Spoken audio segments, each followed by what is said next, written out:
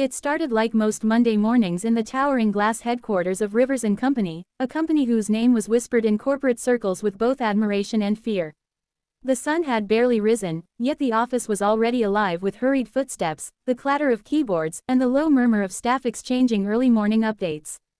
The tension was a constant undercurrent, humming beneath the surface, because everyone knew he could walk in at any moment, the man who ruled this empire with an iron fist.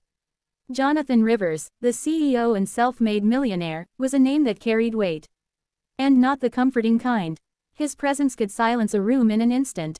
Tall, sharply dressed, and with eyes that seemed to pierce straight through you, he had a reputation for being brutally honest to the point of cruelty. He didn't care if it was the janitor or the senior vice president. If you made a mistake, he'd make sure you regretted it. Most people didn't speak to him unless spoken to, and even then, they tread carefully, choosing their words as though their jobs depended on it. Which, in truth, they did. The company thrived under his leadership. Profits were soaring, awards lined the walls of the lobby, and yet, inside these glittering walls, morale was crumbling. The older employees had learned to survive by keeping their heads down and delivering results, no matter the cost to their health or personal lives. New hires were often full of energy, until they had their first encounter with him. Some broke down in bathrooms, others quietly resigned. But all agreed, Jonathan Rivers was not someone you stood up to. At least, not if you wanted to keep your job. That Monday, however, marked the first day of someone who didn't yet know the unspoken rules. Mia Carter was 19, fresh out of community college, and had just landed a part-time job as a cashier in the company's newly opened staff cafe on the ground floor. She didn't have an expensive wardrobe or years of corporate experience, just a warm smile, a hard-working spirit, and the belief that people were generally good. She'd been raised in a small town where neighbors knew each other's names and kindness was a currency everyone traded in. The city, with its towering skyscrapers and rush-hour chaos, felt like another world entirely, but Mia approached it the way she approached everything, optimistically, with the thought that hard work and a good attitude would get her far. Her first few hours went smoothly. She learned the menu, chatted with customers, and found herself enjoying the steady rhythm of ringing up orders and making small talk. Around mid-morning, though, a sudden change in the air caught her attention. Conversations dropped to whispers, eyes darted toward the entrance. That was when she saw him for the first time. Jonathan Rivers strode in, phone pressed to his ear, his free hand tucked into the pocket of his tailored suit. He barely glanced at anyone as he made his way to the counter, though his presence alone seemed to demand the space. The cafe fell into a hushed stillness. Mia greeted him the same way she greeted everyone else. "Good morning. What can I get for you today?" she asked, her tone bright and friendly. Jonathan looked up from his phone, narrowing his eyes slightly as if surprised she'd spoken so casually. "Black coffee, no sugar, extra hot," he said curtly, returning his attention to the call without another word. Mia nodded, unbothered, and prepared his drink. When she handed it over, she smiled. "Here you go, careful, it's really hot." He took the cup without acknowledgement, dropped a bill on the counter without looking at her, and walked away. The other staff members in the cafe exchanged glances. One of them, a barista named Lucas, leaned in toward Mia and whispered, "That's the CEO.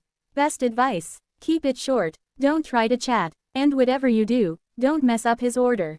Mia laughed softly, thinking he was exaggerating, but over the next week, she began to notice the way people acted whenever Jonathan appeared, stiff backs, downcast eyes, nervous hands. She also started noticing something else, the way he spoke to people.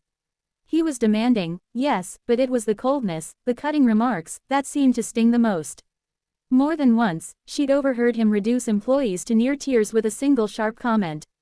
It bothered her. She couldn't understand how someone could be so dismissive of the people who helped keep his company running. Still, she kept her thoughts to herself, figuring it wasn't her place to interfere. That changed one Friday morning.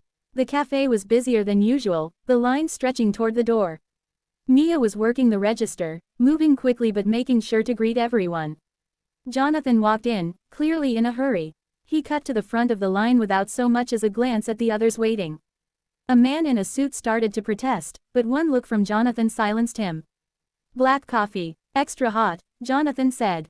Mia, already juggling several orders, replied, "Of course, sir, just one moment while I finish with this customer."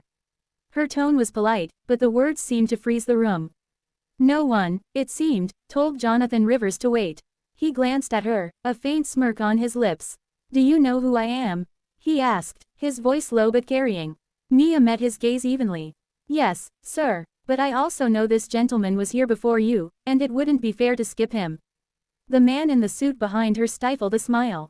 Jonathan's expression hardened, but Mia didn't waver. She simply rang up the next order, then his. When she handed him his coffee, she added, "Thank you for waiting. I appreciate your patience." The words were sincere, but the subtext wasn't lost on anyone. The story spread through the building like wildfire. People whispered about the young cashier who made the CEO wait. Some expected her to be gone by Monday. But she wasn't. Instead, Jonathan started coming to the cafe more often.